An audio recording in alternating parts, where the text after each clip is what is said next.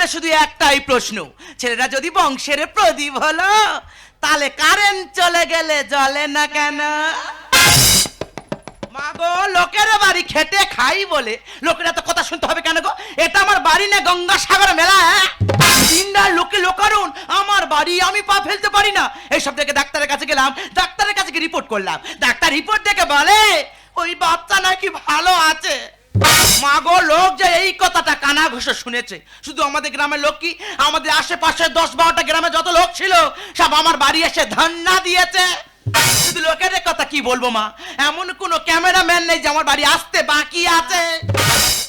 আচ্ছা দিদিরা, তোমরা কি ভাবছো এত কিছু হচ্ছে সব আমার পেটে বাচ্চা এসছে বলে হচ্ছে? আরে মেয়েদের পেটে বাচ্চা আসবে এটা তো স্বাভাবিক ব্যাপার।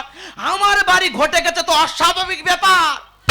মানে আমার মহাবেদে, মানে আমার স্বামীর পেটে তো বাচ্চা।